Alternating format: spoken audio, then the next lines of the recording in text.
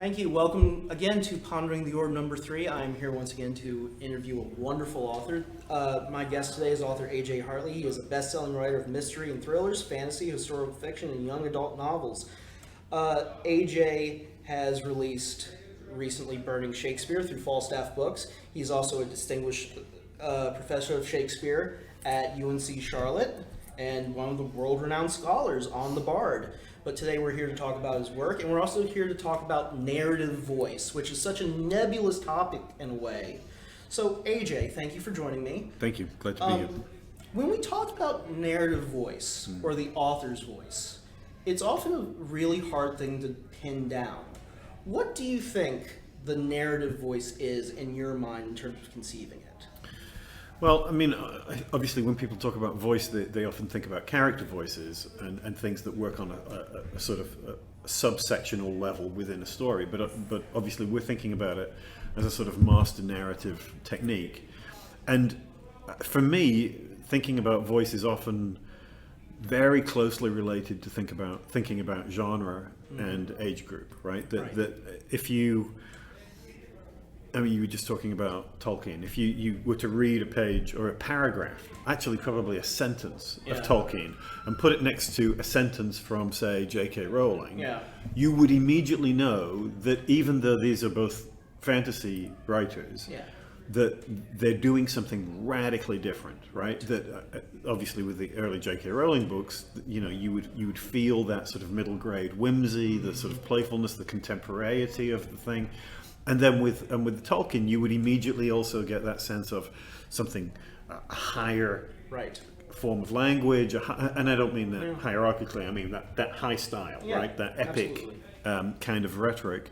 And you know, Boromir is not going to turn around and say you're a dumbass or something, because you would immediately think, wait, what? What? No, that's not how language in this world works. And I think, you know, that as a sort of microcosm, I think that works across all books, right? So if you're in a bookstore and you're thinking about what you're going to buy, I mean, the first thing I always do, I'll glance at the back, see what the thing's about, and the cover, of course. But at some point, I'm going to read the first paragraph. Yeah. And as you read that first paragraph, if it's competent, you immediately know what kind of a story you're in. Right, and so I think that the thing about voice is that it signals where we are and when we are. It tells us what kind of a story we're trying to tell and the way we're going to tell it. Is it going to be? I mean, obviously, I think things like point of view and is this a first-person novel or a third-person novel? And if it's a third-person novel, is it third-person limited or is it third-person omniscient or whatever? All of these things become part of voice. Right. But those are the macro things, right? The micro level stuff is about diction and phrasing, sentence length, tonality. What kind of humor are we going to get? You know, you're not going to get a lot of laughs out of Lord of the Rings. Right. Right? And you would know that immediately on reading that one paragraph, right? But so yes, this is a long rambling answer. But I think that voice is in some ways one of the things which is hardest to define, but the most important way of anchoring what the story is. Absolutely. So you've written in so many different genres. I'm a big fan of your book, mystery novel, The Mask of Atreus. Oh, that's going back a bit. But I'm also Darwin Arknight, YA, Burning Shakespeare recently. Will Hawthorne. Active Will, yeah. Active Will. When you look at all of these different genres you've worked in, how has your voice changed through the years in your perspective? Well, hopefully it's better. But I also think that, as you say, it's changed partly because the nature of those projects are radically different. You know, I mean, I was writing mystery thrillers, excuse me, which is, you know, with Mask of Atreus, and I did 3 or 4 of those. And then for various reasons, I decided that I was not going to continue to write those kind of adult thriller sort of things, or at least not for a while. I was going to take a break. And I was going to write a series for my son. Yeah. Because he was then, 7 years old, something like that. And I wanted to sort of and obviously I was spending a lot of time reading with him, right? So I was aware of the kind of stories that he was reading, and I wanted to sort of contribute to him the kind of thing that I had discovered with something like Lion, the Witch and the Wardrobe, Yeah. right? One of those kind of books that made me a reader, you know, and in some ways saved my life as a student, you know. Absolutely. So I wanted to do that, and immediately you have to then shelve the kind of voice that you're using in those other books, right? Yes. The sense of story that you're trying to tell, the sense of point of view, the sense of whimsy and playfulness that you often have with middle grade kind of stories. And that's all about voice. And it's a tricky thing, you know, that I've seen work by people who were trying to write middle grade, and they had the right kind of story for middle grade. They had the right kind of characters and issues and ideas, but they couldn't get the voice. And it has, it's not like a universal thing, but that sort of Roald Dahl kind of, Yes. there's more telling and a little less showing. Yeah. And it's sort of these are books that are designed to be read to kids at bedtime and things like that, and there's a feel to them. So I think that, you know, when I was working on that series, I had to find a completely different kind of storytelling. But for me, that was about going back to the books that I had read as a kid and to some of the things that we were reading together, like the Harry Potter books and things like that. And then, you know, I moved on as he got older, and I pushed more into YA. I mean, this is a ridiculously autobiographical explanation for my career, but it's true. And because as well, he writer's journey is very important in terms of the formation of voice. So please. Right. So as I aged up with him and saw him get excited about different kinds of stories, you know. So then I wanted to write those kind of stories, and writing YA was, again, not just a different kind of voice from middle grade, but then a sort of selection of voices. I mean, you mentioned the Act of Will books.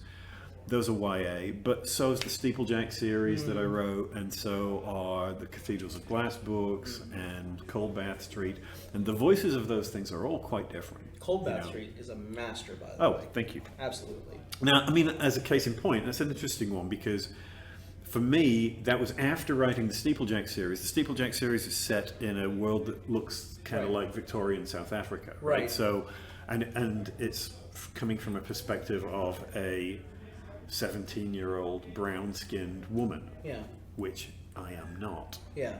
So, you know, that voice was going to be very different from my own, and that's a tricky thing to do. I think, you know, it's a series that maybe I wouldn't write now, even though I'm proud of those books, you know, but the world has changed a little bit, quite a lot. And so when I came out of that series, I wanted to write a book that was still YA, but had a kind of more immediate kind of authenticity, to use the word that you were just using, where I would draw on my own experience very directly.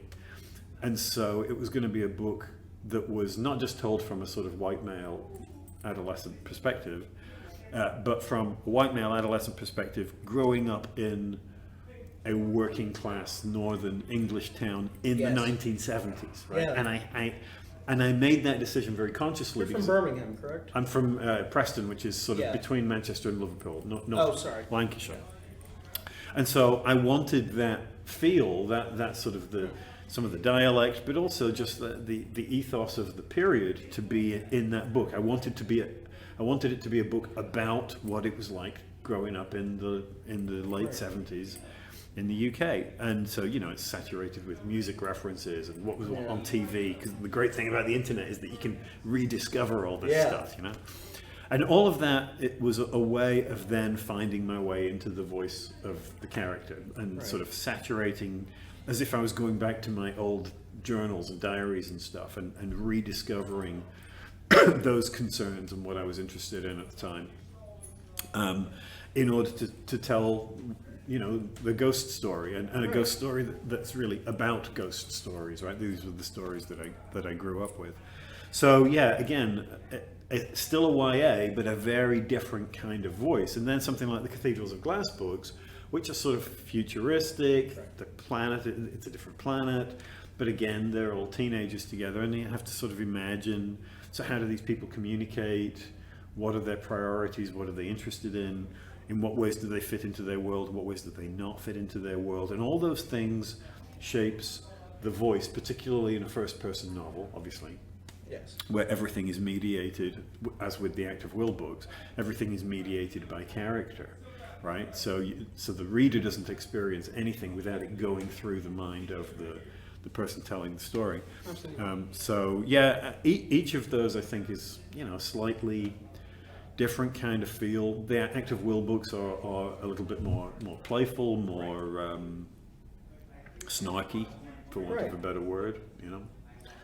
So you brought up Cathedral Glass. Yeah. I was going to bring it up a little bit later, but you did these with the former singer of Blink-182, Tom DeLonge. Yes. DeLonge. And these are about, there's government conspiracies, there's UFOs. There's Well, that's the Secret Machine series. Yeah. So those we co-wrote. Right. Those are the Sorry, Secret Machines. And then Secret Machines, and then the Cathedrals of Glass books were books that I did by myself, but Tom's company then took those as well. So when it came to Secret Machines and co-writing with him, yeah. when you're working with a co-writer, what considerations do you make for your voice versus their voice? Okay, so that's a really good question. So I've co-written with two different people, right? With Tom, and with David Hewson, who's a British mystery writer, and I did those Shakespeare adaptations. There's a Macbeth novel and a Hamlet novel. And both are excellent, by the way. Oh, thank you. Yeah. And those were written for audio, for Audible, right? Right. They were commissioned originally for Audible, and so voice literally becomes crucially important because that's going to be the dimension in which the story, you know, the audio dimension is going to be the way that those things come across. And David was a very well-established British mystery writer, and he's written a lot of stuff set in Italy, and so what we had to do was figure out how we were going to approach these, you know, well-known stories, reclaim them, make them our own, adapt them, and then sort of divide them up, the things that he was interested in, the things that I was interested in, the character, you know, we would sort of give each other sections, and then we would write I would do, you know, 10 pages and he'd do 10 pages, and we'd send them back and forth. We did the whole thing by email and wrote it very, very fast. But then we had to smooth out that voice because we're different people, and find a way to make it feel seamless, you know. And so we had to sort of we had to come to a sense of what the thing was supposed to feel like, and then rigorously edit each other to create that sense of a sort of univocal narrative. And it's funny because when the book came out, the first one, the Macbeth, came out, and there was a feature on NPR, and they played a few snippets from it, and I was annoyed because they'd only used David's bits. I was pissed off. And then I went back to my notes, and they were actually mine. But I couldn't hear it. I couldn't because I had sort of forgotten the process, and in fact, these were actually mine that we had then sort of reworked, or mine and his. But I couldn't tell them apart. I still can't. If I go back to that book and look at it, unless I go back to my original drafts and notes and things, I can't tell which parts I wrote and which parts he wrote. Maybe other people can. I can't. Now, when we did the Hamlet next, it was interesting. I was talking about this earlier, and in the meantime, David had been doing some TV writing there was a Danish TV show called The Killing, and he was doing some British version of that, and his writing style had changed, and had become more contemporary and more punchy and shorter sentences and snappier dialogue. And so when we first started trading off our sections with the Hamlet, there was a gulf between what I was doing, which was closer to what we had done the previous time, and what he was doing now. And so we had to then have a sit down and say, okay, so we have to decide where this is going to be. And we sort of pushed it closer to what he was doing. And then I wrote in a different way. And we then sort of had to smooth that out. Now, all this is a sort of preamble to your original question about working with Tom. And and the reason I bring it up is because Tom's not a writer in that sense. So with Tom, the co-writing thing was really him coming to me and saying, I have these ideas, these building blocks of story, and I have this big sort of epic narrative that I want to tell. And basically I want you to write it. Right. So we would have loads of meetings and conversations about stuff, and he would send me research, and he would send me all sorts of stuff. And then I would write it and send it back to him, and he would go through it, and he would give me editorial notes and things, and send it back to me. But it was basically my voice all the time. Okay. So there would be little snippets here and there when he would send me something that he really liked the idea of, and I would find a way to work that in. But I was doing the actual sort of storytelling, and he's always very upfront about that. So, it was a shared project in terms of imagination. The execution was mostly me. After we had come up with the idea of how we were going to tell this big, sprawling, massive 650-page monster, and figure out the architecture of it. It's a good book, though. Thank you. Yeah, sorry.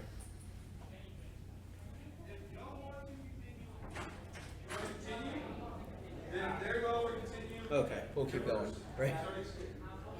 Okay. So, transitioning away from your career, you're a distinguished professor of Shakespeare. You recently released Burning Shakespeare. Right. When we think of the bard Shakespeare has had such a momentous influence on the Western canon of fiction. Yeah. In many ways, Shakespeare's voice is formative to Western canon now. When you were writing Burning Shakespeare, which is a time travel narrative, and you're working with a figure in history that is so outsized in terms of his influence, but you know so much about him, relative. Yeah, I mean, yes and no. Yeah, go on. But how do you incorporate a voice like Shakespeare's into the modern world? And what kind of considerations did you have to take into really bringing him forward? Yeah. I mean, this is a book that I have literally been working on for 25 years. So it has existed in many, many different forms. Okay. And it only got published when I sort of came to what the book is now. But it has been many, many different things. It was a YA novel at one point. Yeah. It was, characters were different, key elements of the story. The only thing that was really consistent was this premise, the idea of somebody selling his soul in this sort of Faustian deal to literally sell his soul to the devil so he could go back in time and destroy the works of Shakespeare. And then the attempts of this angelic, recently dead human troupe of people who then have to sort of fix it somehow. Yeah. And that element stayed the same. But every time I would write it, I would hit a point in the story where I was like, this is not working. It's not good.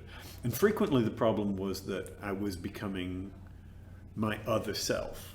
I was becoming a Shakespeare professor, and I was like, let me tell you some interesting things about Shakespeare. It's like, that's not a novel, right. It's not it's now a kind of bloviating, overblown lecture, Is bloviating a word? I said that. I was like, what? Yeah, anyway. bloviating.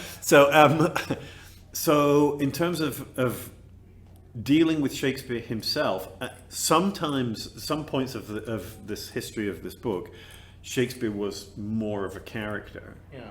And sometimes he's speaking in this sort of bastardized Shakespearean, 16th, early 17th century English.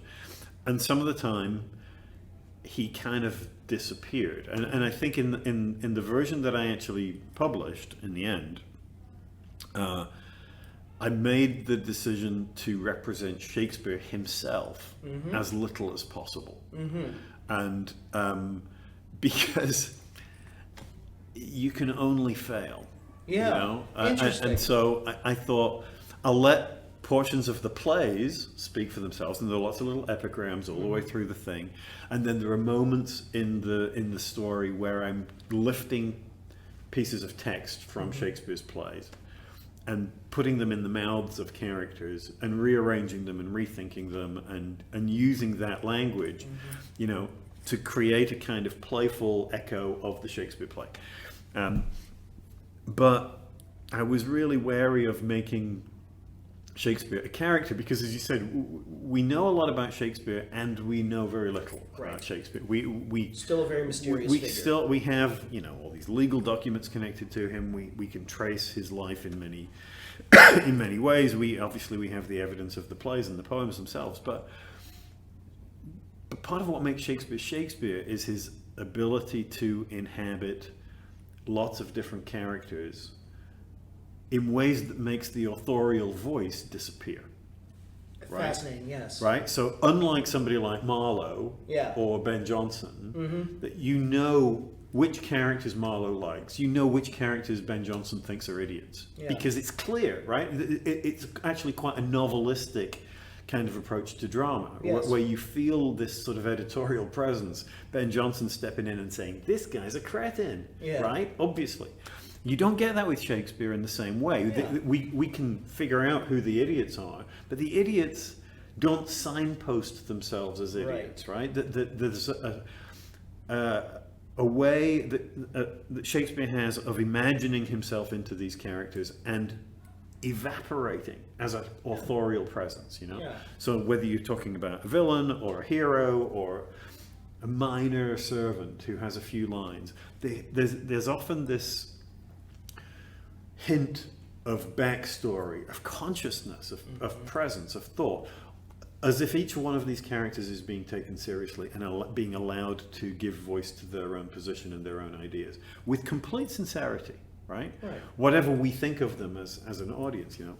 And so I kind of thought, well, the consequence of this is that Shakespeare himself becomes a kind of cipher. It becomes sort of impossible to track. What does Shakespeare think about monarchy? What does Shakespeare think about X and Y and Z? Well, we can then argue it, but all these positions get represented by characters who are speaking their position, not speaking his position.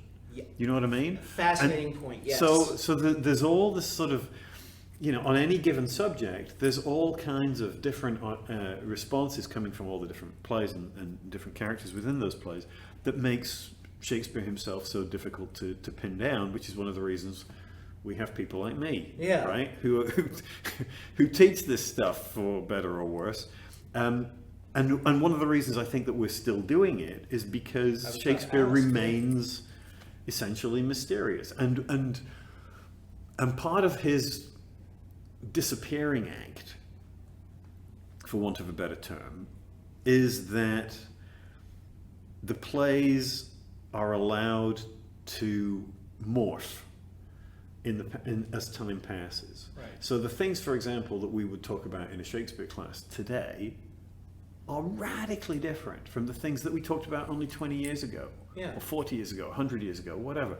Because, you know, to use Hamlet's phrase, the point of drama is to hold us toward the mirror up to nature. And when we look into the mirror of Shakespeare, what we see is ourselves. And we are...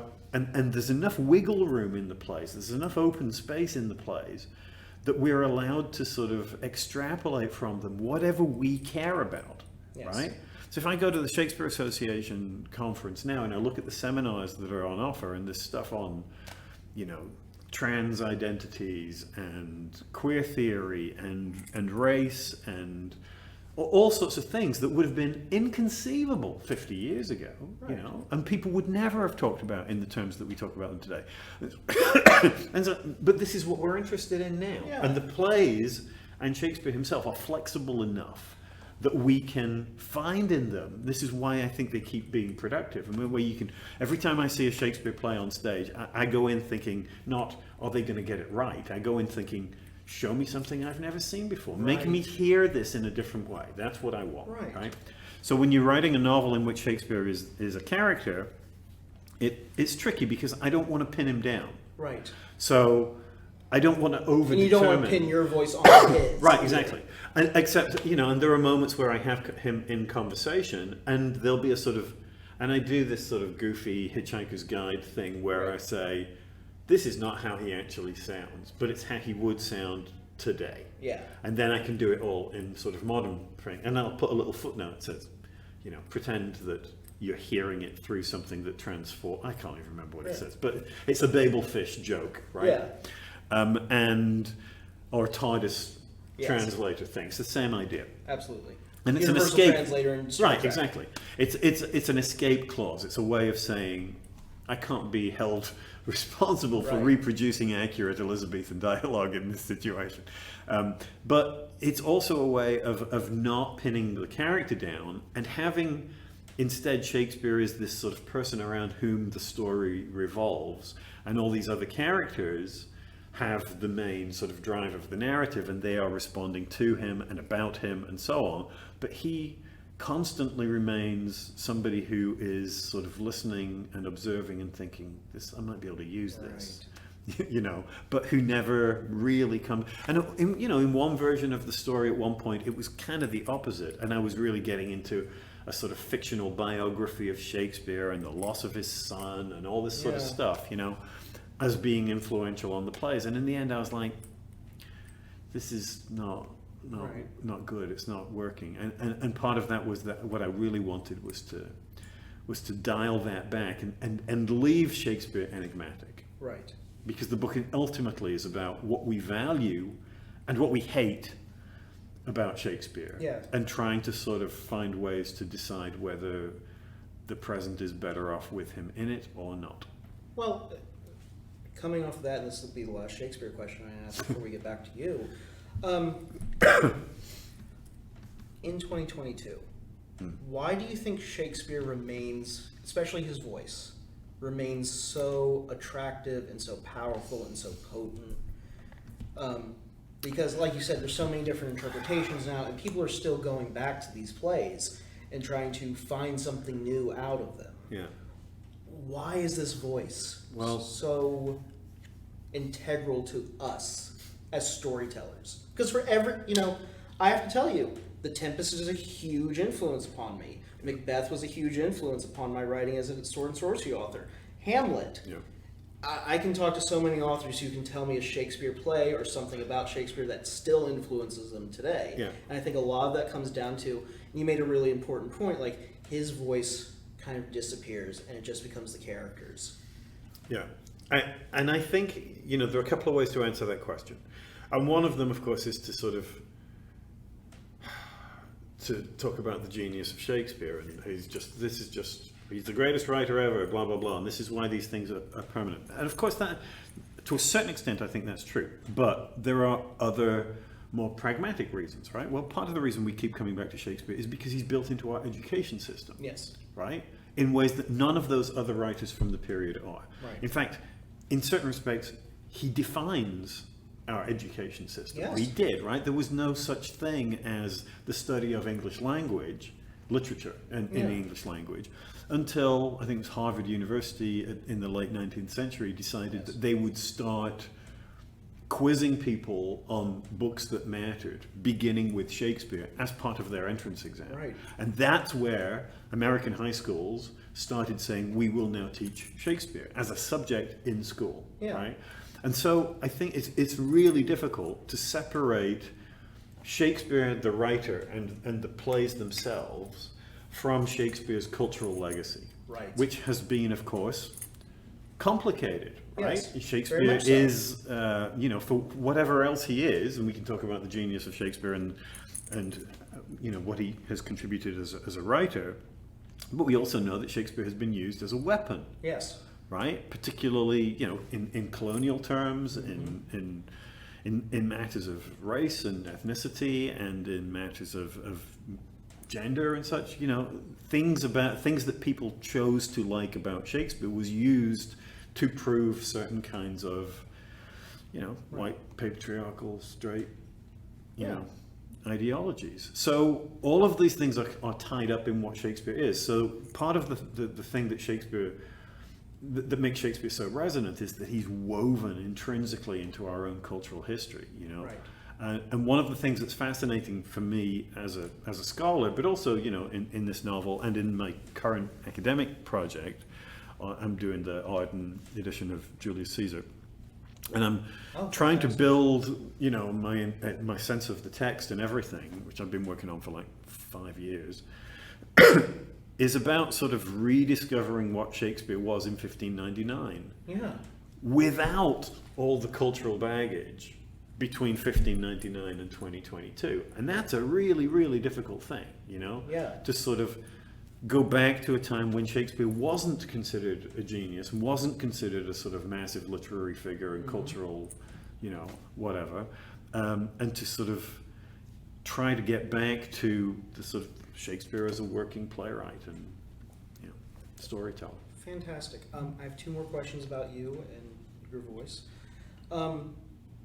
When did you, as an author, feel like you had discovered a voice, or the voice that could get you published?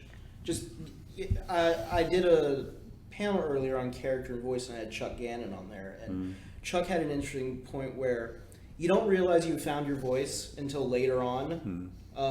Was there a point in your career where you felt like, I discovered my narrative voice, or I discovered my ability to write fiction? I think there have been points where I felt that. I think I was usually wrong. Really? Okay. I mean, in the sense that, for example, you know, you mentioned Mask of Atrius before, which was the first novel I published, right? And as a sort of archaeological thriller and mystery. And so that felt like, finally, you know, this was my, what, 8th novel or something? My first one to get published, but it was my 8th novel, or maybe more. I had written books before that, which I had submitted and had gone nowhere, and there I had assumed were therefore failures. But one of the books, when we're talking about voice, that people often talk about as something that they like of mine was the Act of Will and Willpower books, which came out in, what, 2011, something like that? So I remember Bob Salvatore getting a quote for one of the books, So 6 years after Mask of Atrius. Yeah. But that book had been written 20 years earlier. Wow, okay. So it was actually one of the first books that I wrote, and it changed very, very little. And the reason that it got published by Tor later, 20 years after they had rejected it, was because the market had changed. Yeah. And that, you know, back when I first submitted it to them, if it was a fantasy novel and didn't have elves and trolls and stuff in it, it wasn't considered fantasy. Yeah. And mine had this sort of snarky, conversational kind of tone, you know. And well, those are very much almost Scott Lynch novels, if you've ever read. No, I know Scott Lynch. Lancelot Lamore. Yeah, but I'd written them way earlier, and there was no space on the shelves for them. Right. So, you know, books that I had rejected or had been rejected, and I was like, well, I guess that didn't work, so I haven't found my voice. Yeah. And then after the fact, they published them and said, well, maybe I did find a voice. And not my voice, but a voice. Because as I say, each time I approach a new project, the voice is going to be a little different. Right. So a lot of that initial writing is trying to sort of find your way into that to see whether the way you're telling the story matches the story. Right. Final question. I always try to have authors give advice to younger authors. When you've shepherded actors through productions, you've also written your own work. When it comes to young creatives, whether they're actors or writers, what advice can you give them on voice? If you could narrow it down to a few things, or maybe even one thing, what do you think is important in terms of forming and finding your own voice in the narrative creative space, whether it's books or plays or even television or movies? I mean, one of the tests I think that a beginning writer can do is that they could take a section of their work and give it to somebody who knew nothing about the book and say, read this page, tell me what kind of a book you're reading. Yeah. Fantastic. Do you know what I mean? Yeah. It's very, very simple, and say, well, you know, it's a fantasy novel. Well, what kind of a fantasy novel? Is it an epic fantasy? Is it an urban fantasy? Is it a YA? Is it a middle grade? How dark would you expect this to get? You know, what sort of violence are we going to see in this? Is it going to be very graphic, or is it going to be sort of heroic? Is it going to, you know, I think you should be able to tell that, right? In the same way that if you look at pieces of dialogue, and you should be able to figure out which character is speaking even without the tag, right? Yeah. I think the same thing applies to the overall narrative tone of the entire book. And so, you know, that's a test. How you get there, I think, is a little bit more tricky. And I think that, you know, often in fantasy particularly, we spend a lot of time talking about things like world building and the kind of issues and ideas that we're representing. And I don't know that we talk about sentence level craft enough. Yes, I fully agree. Right? Yes. And so I think that that kind of work where we say, you know, we're going to focus on just words and phrases, diction. We don't talk enough about diction. Yes. You know, it's like, what words are appropriate for this story? And I'm not talking about, you know, adult language or something. That may be one of the concerns. But, you know, how is this thing going to sound? And sound is important. Like I was saying about the audiobooks, when you write something, you should always read it aloud. Right. So, always read it aloud and say, where's the music here, and what kind of a song am I singing, or what, you know. how you brought up a wonderful point, so this will be the last question. When it comes to audio and listening to your voice spoken and read by other people, how has that changed your style of writing in terms of what you consider putting on the page? Because it may not be you actually speaking it one day for the audiobook. Rarely is it the author speaking for the audiobook. I believe you had Alan Cummings for Macbeth. Yeah. And he was doing a one-man stage adaptation of Macbeth in New York. He did the one-man stage after he read our book. Okay. He performed our book, and that was part of the decision process that led him to doing a one-man Macbeth. Yeah. Right. So when you know that your work is going to be read or transcribed by someone else, what kind of considerations have you developed maybe for yourself in terms of like what you do in terms of forming that voice to make sure that like when an audio narrator or even a reader is reading it, they don't get maybe hung up on things that seem normal to you but maybe might catch someone? Yeah. I mean, I don't know that I can. And obviously with audio, you don't know who the reader is going to be until, you know, way after the thing has been done. So I think that the trick more than anything is to have other people read it and say, flag anything that sounds too much like me for this particular story. You know, if I'm trying to write from a sort of southern US character and it sounds suspiciously British, then you know, that's going to be an issue. But you know, one of the great things about hearing somebody like Alan Cumming read your stuff, or Richard Armitage, or Noma de Maisonneuve, who did the Steeplejack books, and you know, it's just like it becomes theatrical. Right? Yes. And when anything becomes theatrical, it immediately becomes collaborative, even if you're not in the studio working with them. Because there's a point at which you say, okay, I've done my bit, now I hand it over to a competent actor, and you do your thing. And there's something beautiful about that, because now I can sit back and just enjoy it, you know. And sometimes, you know, when I was working with Noma, because Noma was born in Swaziland and raised in South Africa, but she doesn't speak Zulu, which is what a lot of the sort of some of the names and things in the book were based on. And she's like, this is how I would say it. Is that okay? And I was like, yeah, just, you know. AJ, thank you so much for joining me. Thank this you. Has been an enlightening discussion. Thank you so much. Cheers. Thanks very much.